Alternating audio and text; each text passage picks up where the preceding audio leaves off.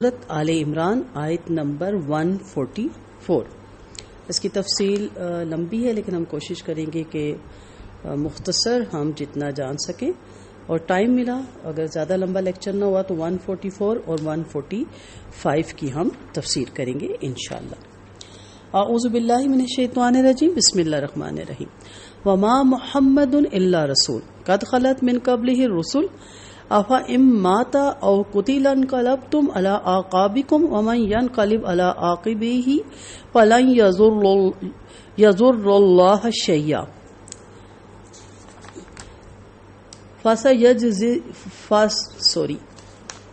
Page الٹانے سے گڑبڑ ہو رہی ہے۔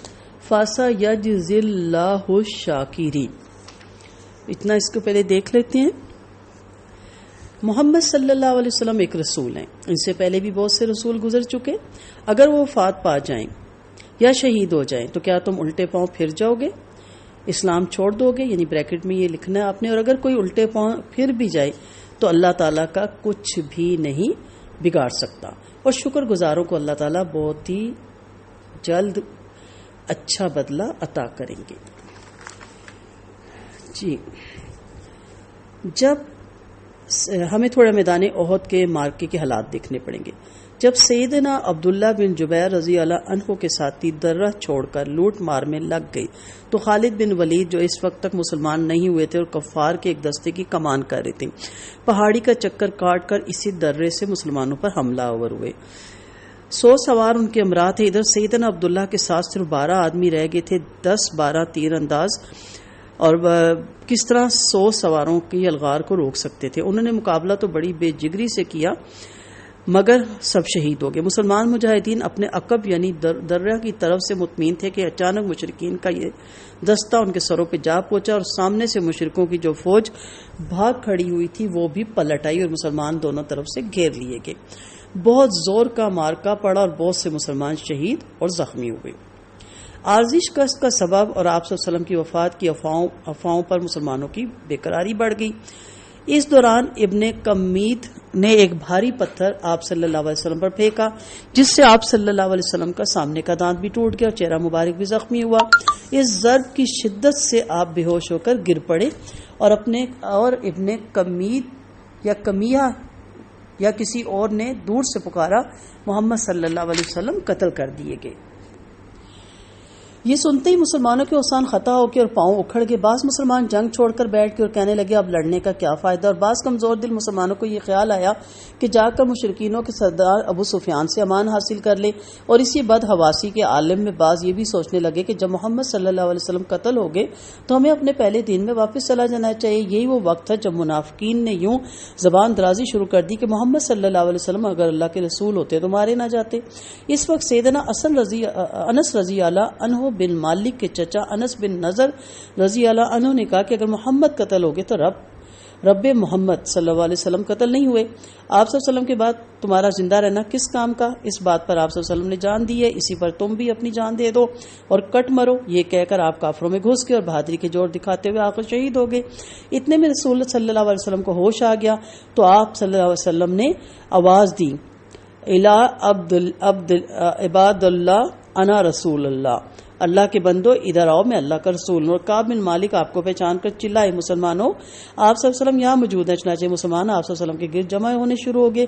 30 کے قریب صحابہ نے آپ صلی اللہ علیہ وسلم کے قریب ہو کر دفاع کیا اور مشرکین کی فوج کو منتشر کر دیا۔ اس موقع پر سعد بن ابی وقاص رضی اللہ عنہ اور ابو طلحہ رضی اللہ عنہ نے نہایت جان بازی اور جان نثاری کا نمونہ پیش کیا۔ اس موقع سے متعلق یہ آیت نازل ہوئی، یعنی محمد آخر اللہ تو نہیں جو حی قیوم ہے، ایک رسول ہی ہیں، ان سے پہلے بہت سے رسول دنیا سے رخصت ہو چکی ہے۔ پھر اگر آپ صلی اللہ علیہ وسلم فوت ہو جاتے ہیں، شہید ہو جاتے ہیں، تو کیا تم اسلام چھوڑ دو گے؟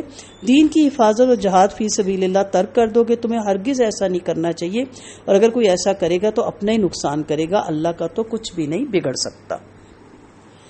واضح رہے کہ اس آیت کے نزول کے 7.5 سال بعد جب فی الواقع آپ صلی اللہ علیہ وسلم کی وفات ہوگی تو اس وقت مسلمانوں کو اتنا صدمہ ہوا کہ ان کے اوسان خطا ہو گئے. دوسرے صحابہ کا کیا ذکر، سیدنا عمر رضی اللہ عنہ جیسے فقہ اور مدبر صحابی کھڑے ہو کر تقریر کر رہے تھے کہ جو شخص یہ کہے گا کہ محمد فوت ہو گئے میں اس کی گردن اڑا دوں گا. اتنے میں سیدنا ابوبکر صدیق رضی اللہ عنہ آئے اور سیدنا عمر رضی اللہ عنہ کو بیٹھ جانے کو کہا، لیکن جوش خطابت میں انہوں نے اس بات پر کان نہ دھرے. سیدنا ابوبکر صدیق رضی اللہ عنہ الگ کھڑے ہو کر تقریر کرنے لگے تو لوگ ادھر متوجہ ہو گیا. آپ نے اللہ کی حمد و ثنا کے بعد فرمایا، تم میں سے جو شخص محمد کو پوچھتا تھا تو وہ سمجھ لے کہ بلا شبہ محمد وفات پا گئے، جو شخص اللہ کو پوچھتا تھا تو اللہ ہمیشہ زندہ رہے اور کبھی مرنے والا نہیں. پھر آپ نے یہی آیت تلاوت فرمائی، وما محمد الا رسول، اور الشاکرین تک. ابن عباس کہتے ہیں ایسا معلوم ہوتا تھا گویا لوگوں کو پتہ ہی نہیں تھا کہ اللہ نے یہ آیت بھی نازل فرمائی ہے. جب تک سیدنا ابو بکر صدیق رضی اللہ عنہ نے یہ آیت نہ پڑھی پھر ابو بکر صدیق سے لوگوں نے یہ آیت سیکھی، یعنی ایسا فیل ہوتا تھا.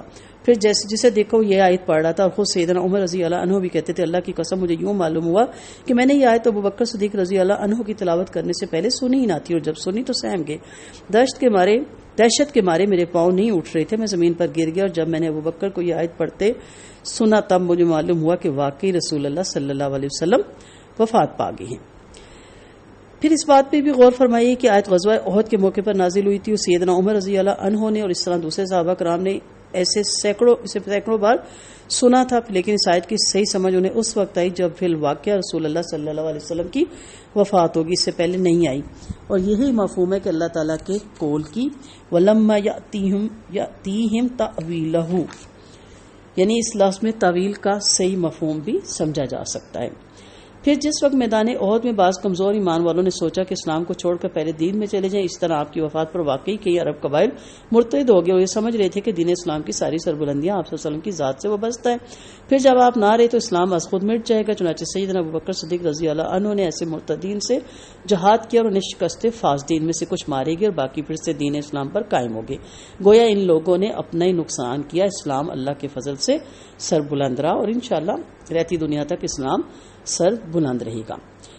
آیت نمبر 145 میں وما کان لنفس ان تموت الا باذن اللہ کتابا معجلا ومن یرد ثواب الدنیا نؤتیہ منہا ومن یرد ثواب الآخرۃ نؤتیہ منہا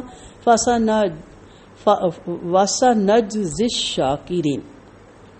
اور کوئی شخص اللہ کے اذن کے بغیر کبھی نہیں مر سکتا. موت کا وقت مقرر ہے.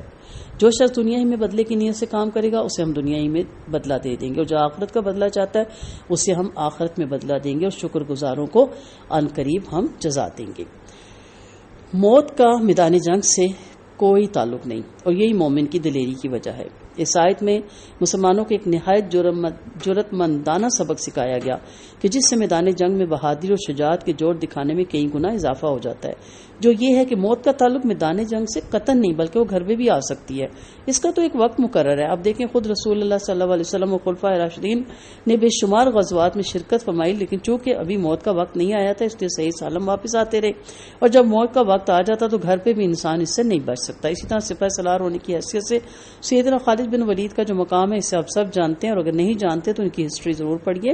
آپ کی ساری زندگی جنگوں میں گزری، جسم کا کوئی حصہ ایسا نہ تھا جہاں تلوار یا نیزے کا نشان موجود نہ ہو، لیکن موت میدان جنگ میں نہیں آئی بلکہ گھر پہ بستر مرگ پر ہی آئی. اس سے صاف یہ پتہ چلتا ہے کہ موت کا جنگ اور میدان جنگ سے کوئی تعلق نہیں، اس کا اپنا ایک مقررہ وقت ہے، اور جب وہ آ جاتا ہے تو کوئی انسانی تدبیر مرنے والوں کو موت کے منہ سے نہیں بچا سکتی. ایک متواتر حدیث میں ہے انما الاعمال بالنیات، یعنی کوئی عمل کرتے وقت انسان کی جیسی نیت ہوگی ویسی اسے بدلہ ملے گا. ایک ہی کام ہوتا ہے جو نیت کی تبدیلی سے کچھ کا کچھ بن جاتا ہے. مثلا دور نبی صلی اللہ علیہ وسلم میں ایک صحابی نے مسجد نبی صلی اللہ علیہ وسلم کی طرف اپنے مکان کی کھڑکی رکھی. آپ نے پوچھا یہ کھڑکی کیوں رکھی؟ اس نے جواب دیا اس لیے کہ ہوا آتی رہی جاتی رہی. آپ صلی اللہ علیہ وسلم نے فرمایا اگر تم یہ نیت رکھتے تو ادھر سے اذان کی آواز آئے گی تو تمہیں ثواب بھی ملتا رہتا اور ہوا بھی بہرحال آتی رہتی. اگر غور کیا جائے تو انسان کے بہت سے کاموں کا یہی حال ہے. مثال کے طور پر ہر انسان خود خواہ وہ مسلمان ہو یا غیر مسلمان اپنے بال بچوں کی پرورش اور ان پر خرچ کرنا اپنا فرض سمجھتا ہے. اب اگر یہی کام ایک مسلمان اللہ کا حکم سمجھ کر کرے تو اس سے اخروی زندگی میں صدقے کا ثواب بھی ملے گا. یعنی جو لوگ صرف دنیاوی مفاد چاہتے ہیں اللہ انہیں وہی دیتا ہے، اور جو اخروی مفاد چاہتے ہیں اللہ انہیں اخروی ثواب ضرور دیتے ہیں. علاوہ اس کے علاوہ دنیاوی مفاد بھی جتنا اس کے مقدر میں اسے وہ عطا کرتے ہیں. یعنی اس کا فائدہ یہ نہیں کہ صرف آخرت میں ہی ہوتا ہے، دنیا میں بھی اس کا فائدہ اسی طرح ہوتا ہے. لیکن اصل چیز کیا ہے کہ اعمال، انما الاعمال بالنیات، عمل کا دار و مدار نیت پر ہے. دن میں ہمارے ہزاراں کام ہوتے ہیں. میرا ایک لیکچر تھا بسم اللہ پڑھنے کا کہ آپ کتنی دفعہ بسم اللہ پڑھ سکتے ہیں. اس کی فضیلت اتنی ہے کہ ہم اس کی کاؤنٹنگ نہیں کر سکتے کہ کتنا اجر و ثواب اللہ دے گا. وہ اللہ اور اس کے فرشتے ہی کر سکتے ہیں، ہماری یہاں اتنی اوقات نہیں ہے. اسی طرح آپ کوئی دن میں لے کے صبح سے لے کے رات تک سونے تک جتنے عمل کرتے ہیں، اگر ان سب میں نیت اللہ کی رضا، اس کی خوشنودی، اس کا دیدار ہو جائے اور آخرت میں بخشش کے سبب کی نیت ہو جائے، جنت الفردوس میں داخلے کی نیت ہو جائے، تو یہ سارے دنیاوی کام بھی آپ کے لیے جنت میں لے جانے کے لیے آپ کے معاون ثابت ہوں گے. ورنہ کام تو ہم نے کرنے ہیں، بشری تقاضے ہمارے ساتھ ہیں، دنیا میں ہم آئے ہیں، ہم نے کھانا بھی ہے، پینا بھی ہے، سونا بھی ہے، واش روم میں بھی جانا ہے. یہ سارے کام ہم سنت کے مطابق کریں، سیرت کو سامنے رکھتے ہوئے کریں اور دعاؤں کے ساتھ کریں، اس کے ساتھ آغاز کریں، اختتام کریں. ہر کام میں بسم اللہ پڑھیں، ہر کام میں نیت اللہ کی رضا ہو، تو انشاءاللہ اللہ تعالی ہم سب کو آخرت میں اور دنیا میں اس کا بہترین اجر دیں گے. وآخر دعوانا ان الحمدللہ رب العالمین.